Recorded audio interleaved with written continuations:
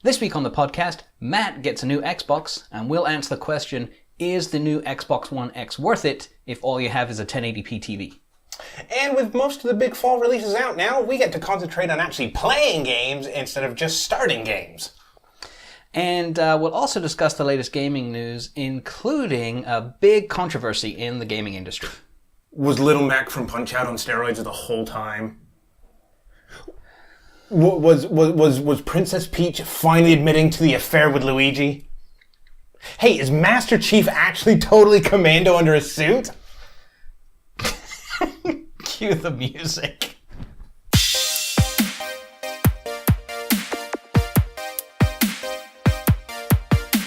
Greetings, fellow gamers, and welcome to the Silent Majority Gamers podcast. This is episode number 13, and I am Limey Geek. And I am Insomniac Matt. And this week, not a lot in the way of new releases, which is good. Most of the fall, big games are out. We've done a lot of first looks at stuff. And this week, I know I was able to concentrate more on getting through and completing some more games. Yeah, it's kind of nice to focus on one thing for a change. Yeah, for sure. So in addition... Oh, right. Yes. So we have, I almost completely forgot to mention the fact that we have a new set this week. So yeah, we're trying something a little different. Instead of going with the green screen this week, we have our fancy new set here. You'll notice behind us maybe some souvenirs from some of the unboxing videos that we've done. So if you haven't seen those, be sure to check them out. But we're just doing this as a trial here, and let us know what you think. Plus, it lets me wear a green shirt for once. Yes, so. Otherwise you'd be see through. Yes, right now. So just be a floating head. Yeah, so let's go into what we're playing. This week. I know I've spent a fair bit of time on the Call of Duty campaign, Call of Duty World War II. Actually. I must admit, I dumped the difficulty down to the easiest level because I just kind of wanted to get through the campaign. Not that it wasn't good or anything, but I just sort of wanted to plow through that one. Yeah, time-wise, just get through it. So I did that on the easiest difficulty. Was able to get through and complete the campaign. So, overall impressions? It was pretty cool. Yeah. It was pretty cool. They they really tried to tell a very human story with some emotional weight behind it.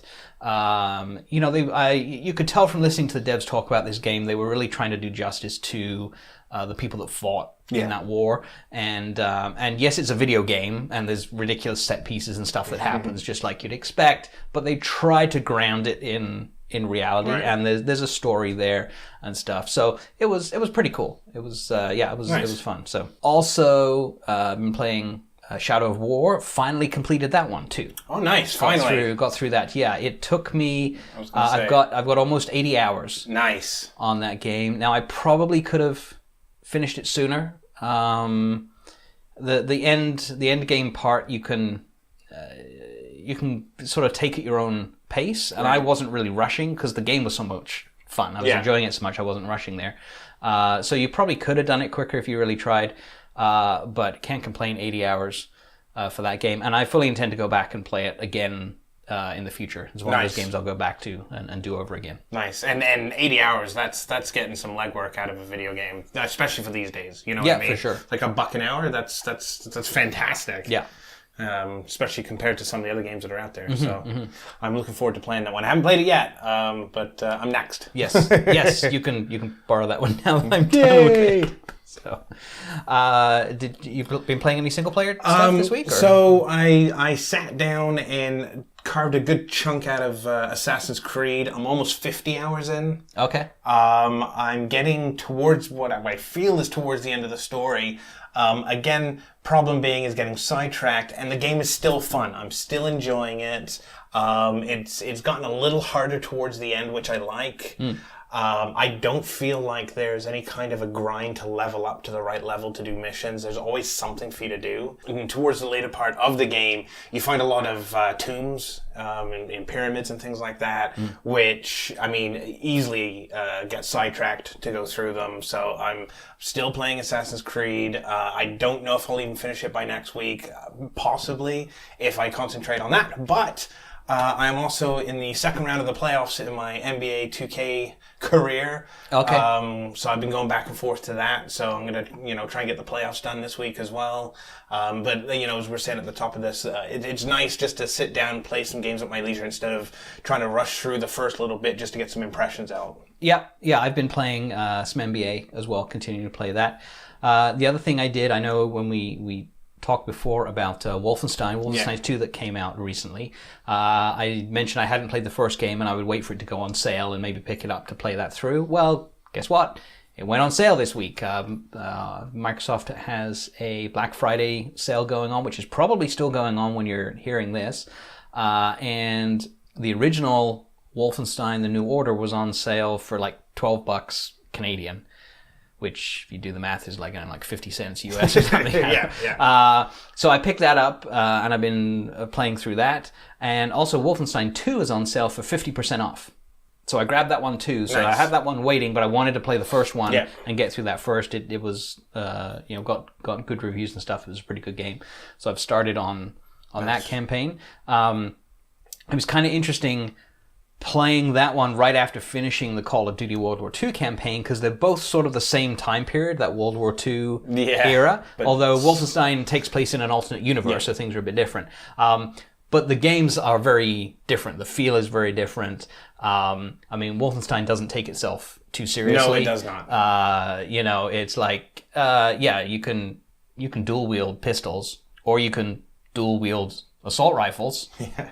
Or you can dual wield sniper rifles. It's ridiculous. Just have at it. But it's kind of cool because there is a stealth mechanic to it as well. Yeah. You can get a silencer for the pistol, and you can do silent takedowns from behind and that kind of thing. So they give you a little bit of freedom in how you take things on, but really it's all about just killing Nazis. Yes. Yeah, I actually went back and read up on the first one, because I thought I'd played it, but I couldn't remember, and I read through the synopsis, and I'm like, oh yes, I played it, so it was a lot of fun. Yeah. So I'll sink my teeth into, Colossus? Yeah, New Colossus, I think. New Colossus. The second I'll sink my teeth into that. Maybe next week when I'm done with Assassin's Creed. So also this week, somebody got a new toy, which I can't really complain because I got the same new toy last week. But Matt, what'd you get? Well, you got me an Xbox One X. Mm-hmm. So I finally got mine unboxed and hooked up, and I've got it hooked up. Did you cut your box open with a saw? I am not insane like that. Okay, all right. So I decided, my money, not yours. Let's go ahead and open it normally. Which I've had several questions outside of the comments on the videos on how that was actually done, and I'm not giving anything away. Okay. But FYI, for those who have seen the unboxing of the Xbox One X that we did, the console was in there the entire time and stayed in there the entire time until we held our breath and opened it up to make sure we hadn't broken it. So anyways, so I got myself an Xbox One X, and it is connected to a 1080p TV right now. Right. And let me tell you, I notice a difference. Graphically, I absolutely notice a difference with the 4K textures. The big game, and I talk about this game constantly at this point in time, so you want to shut me up soon. But it's, again, Assassin's Creed Origins. Yeah. Because I put so many hours into that, I booted that up, and because I've been looking at it every day for the last couple of weeks, when I booted it up on the Xbox One X, I noticed an immediate difference. The much crisper looking textures, the draw distance, the furthest off you can see is a lot more clear now. Really impressed with it. Wasn't sure if I was going to notice much of a difference, but I do. I really do. Graphically, those 4K textures, which is what super sampled from 4K down to 1080, is very noticeable in my opinion.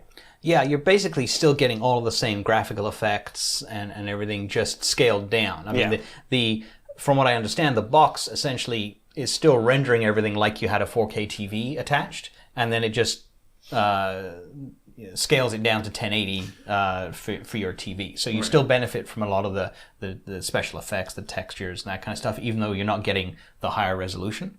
Right. So when the Xbox One X came out, Microsoft released a kind of like a tech demo called Insects. Right. Yep. Right. And with this, there is sort of a little short video of a couple of ladybugs and some grass. And it looks really pretty. But there's 3 options on the screen where you can toggle them on and off. And one is the 4K textures, one is HDR, and the other one is the spatial audio for like Dolby Atmos, right? Yep. So obviously my HDR and the spatial audio is grayed out. I can't do that. But I can toggle back and forth with the 4K, so I can see the difference between what it would be on the original Xbox One X versus what I'm seeing now. Right. Sorry, on the original Xbox One versus the Xbox One X, man. And again, noticeable difference. And anybody who came by in the last week, I'm sitting them down and like, well, what's this? You can actually see. My wife and my friends are thoroughly annoyed with me at this point in time, but I'm making them watch it. Because again, noticeable difference. And, I think we mentioned last week, about, is the box worth it? And we talked about how we likened it towards, getting an upgraded video card. Right. Just so you can get that extra crispness out of your PC. Well, it's the same thing. I'm getting that extra crispness, and I love it. Yeah. You're also getting the loading times improved as well. You notice that difference there? Yes. So NBA 2K loading into a game, 50% faster, easily. Noticeable there too. Nice. Well, glad you're enjoying it. You've come over to the dark side. I was already on the dark side. I'm on the more expensive dark side. Well, I was going to say, wait until you try to bring the 4K TV home to go with it. We'll see how your wife feels about it then. Oh, I think I've convinced her. I think I just need maybe 3-4 more bottles of wine. Well, I do have a couch you can sleep on if necessary. So will it fit my 4K TV? I got mine there. You don't need never mind. It's all good. It's all good. So in the news this week in gaming, there was a big kerfuffle over what else but the latest round of issues with loot crates, specifically around Star Wars Battlefront 2. Yes. We've talked about this before, and I said at the time, it's probably not the last time we'll talk about it, and here we are again. We usually like to try and cover the positive side of gaming and keep things positive here, but this has been such a huge thing in the gaming industry this week, I figured we really should talk about it. Yeah. So just to kind of recap, Star Wars Battlefront 2, there was a beta a few weeks ago, and the game has a loot crate mechanic in it, as a lot of games do, and there are microtransactions, so you can buy currency that lets you buy loot crates to get random gear and items. And there's a lot of backlash towards that. A lot of games with loot crates have faced this kind of backlash recently.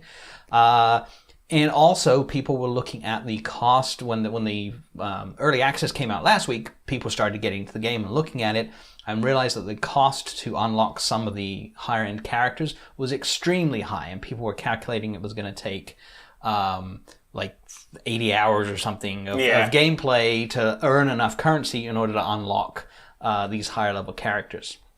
Last week, EA tried to address the issue partially. Am I keeping you awake? these late night recording sessions.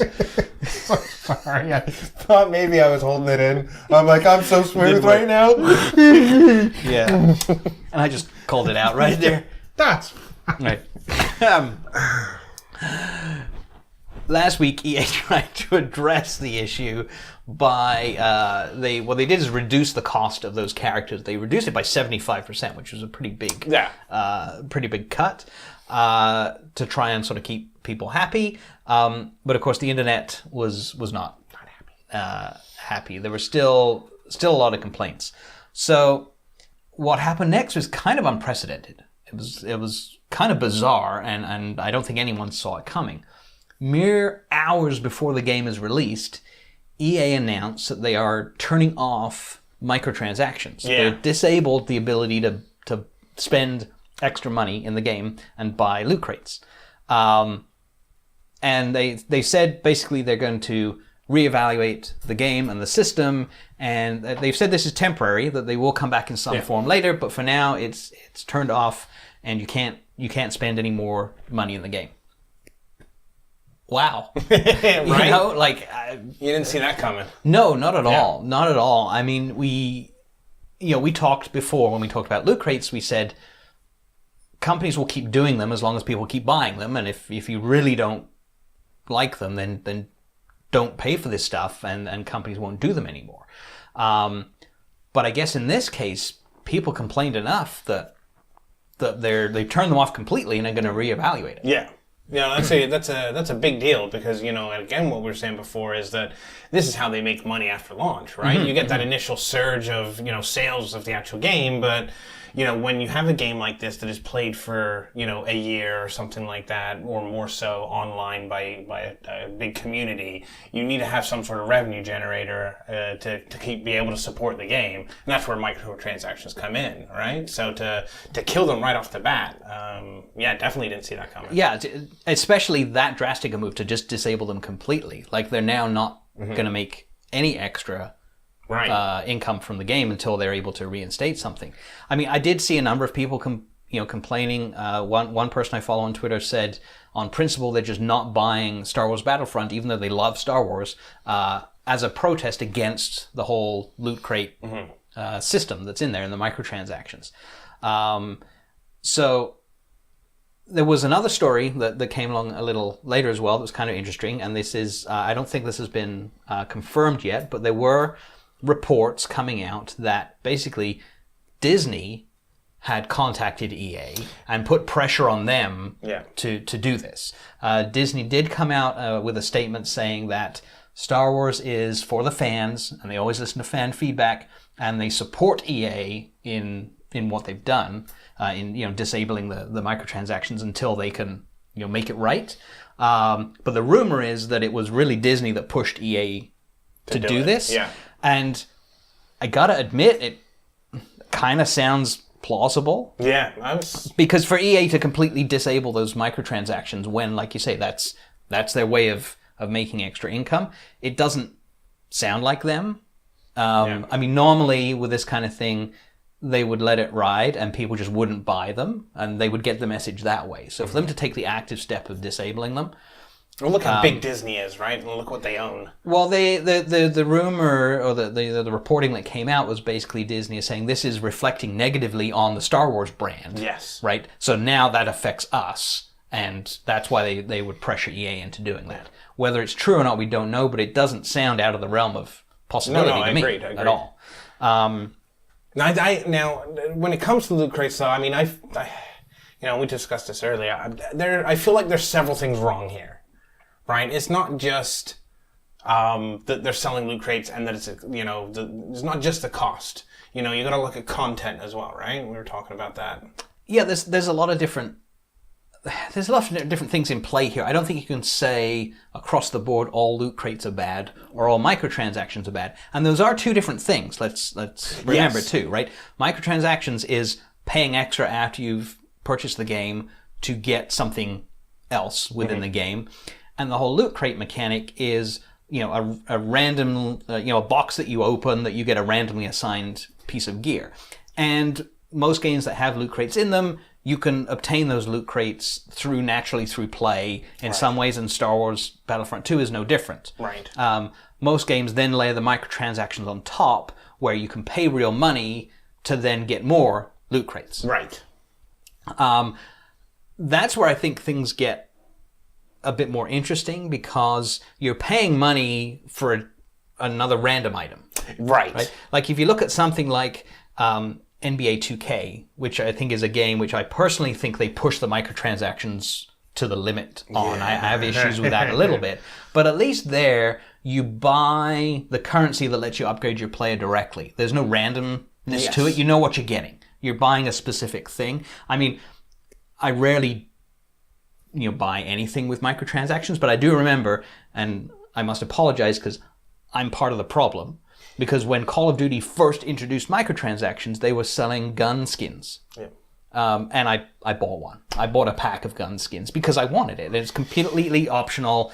It was just cosmetic, but it was cool, and I wanted it, and it was like $2 or something like that, right? So I did it, but I knew what I was getting, right? Yeah, but that's also, again, you just said the keyword cosmetic. Yeah. Right? It's not pay to win, it's pay to look fancy. Right.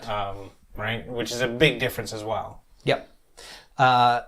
So in this case, as much as I applaud the people standing up and getting what they wanted, I'm not sure this is really going to make a whole lot of difference or fix anything, because from what I've gathered from reading reviews of the game, and I haven't played enough of it myself to know, is the progression system in the game is just very badly designed. Mm-hmm.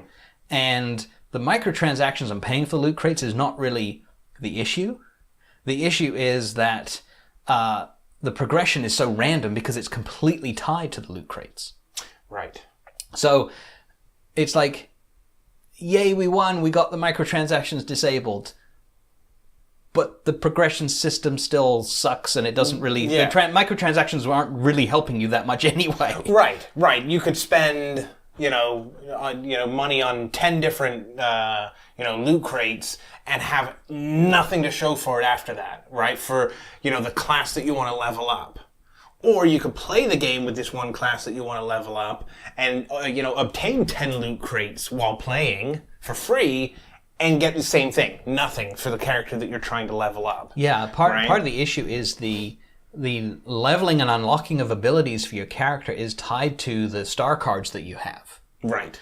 So most games that you at least buy, you level up by naturally just by playing, but that's not the case here. You play and you will eventually get loot crates, and you open those crates and you have a chance to get a star card. But if it's not a card for the class that you're playing or wanting to level up, it doesn't help you. Right. And it actually hinders your leveling. So, which is really bizarre to me that they would make the leveling system essentially random.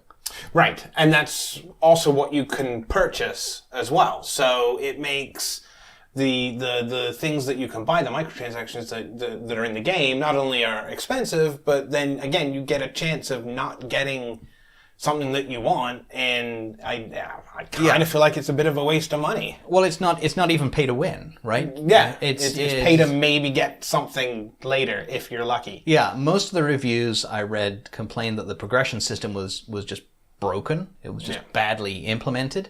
And so the lack of microtransactions really doesn't fix that. Right. It really doesn't fix anything in the game.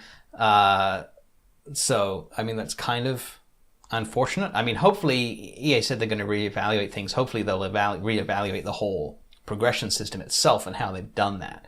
The one article I read, I think it was on Polygon, basically was talking about the fact that your leveling is completely out of your control. Yeah. Because it's randomized regardless of what you do, even through just playing through the game. So, and it's really unfortunate because the game was fun. It was. It's a fun game. I still haven't finished with the 10-hour trial. I haven't played a lot more of it. I've had a whole bunch of other things to play. But what I've played, I really enjoyed. The game looks gorgeous. The space battles are fantastic. The campaign is not real long, but it's there. It's what people wanted. So I think they did a lot of things right with the game. It's the progression system that seems to be broken. It's like they've done one or two minor things wrong, but they're wrong enough that it's ruining the rest of what they've done well, I think. Yeah, but again, the fact that people complained enough, whether it was Disney or EA, it had an effect. It made a difference. EA have removed the microtransactions temporarily. We don't know what they're going to do. Don't know if this is going to affect sales. Mm-hmm. I did read an article today that said that at least in the UK, Battlefront 2 sales were like 60% lower than Battlefront 1. That's not a good sign. And I mean, digital, this was just physical sales, so I mean, digital, you don't really know. But regardless, it's not great. Not a good especially when this, by all accounts, is a much better game. Yes. Than Battlefront 1. Usually, especially in the series, it's part 2 in a series. And usually part 1 is they're just kind of getting their feelers out there, whereas part 2 usually fixes a bunch of things from part 1, first iteration of a series. You would expect, especially something like this, to double in sales. Yeah, and I feel like the whole microtransaction loot crate thing has overshadowed the game and had a negative effect. And that really wasn't the problem with the game. The problem is the progression system, which, is beside the point, right? Yeah. So it's unfortunate, but it is what it is. Hopefully EA will turn this around. Hopefully they'll make good and actually, do something positive. And I mean, the problem is now they've got to come back with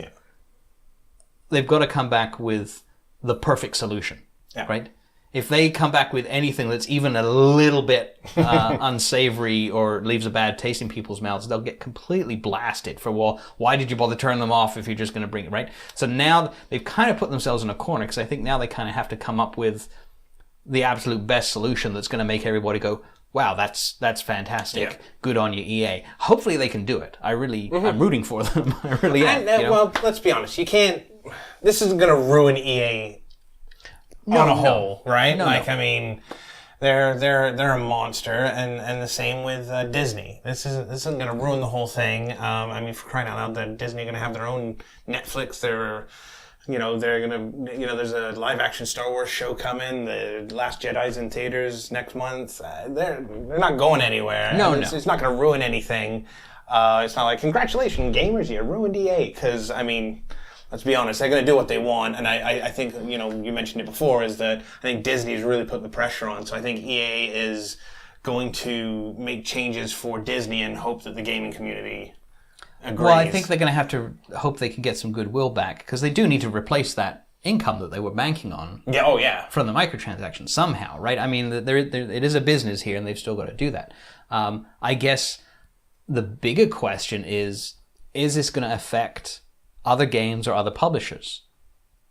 Are other publishers going to be looking at this and reevaluating the way they are implementing microtransactions or loot crates? Because there's been enough public outcry against these things now. Yeah. Are we seeing a turning point? This is like the straw that broke the camel's back. And any publisher that comes out going forward with microtransactions that don't make sense, I think you're going to hear it. I honestly do. Yeah. I think, we were mentioned before, Shadow of War, Assassin's Creed. These guys have microtransactions in their games, but it's not anything that you cannot obtain in the game already. Right? So, and it's not ridiculous, and it's not tied. I think the biggest difference with single player games versus these multiplayer games is that, again, we mentioned that phrase before, pay to win. It's, I gotta be better than the other guy I'm facing, and to be better than this guy, I need the best equipment, and therefore take my money. I need to spend money to do it. Yeah.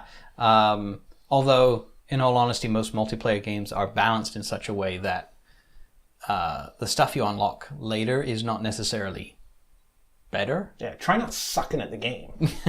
Well, there's that. Sorry. You trying to start a flame war here? What? I don't know, where do we leave off there? I mean, let's hope EA can come back with a revamped system that's going to work for people and make people happy. Hope that other publishers take note. And I think there is like you said, there is a right way to do microtransactions. It's not that they're all bad. This whole randomized loot crate phenomenon has taken off as well. Yeah. Again, they're two separate things.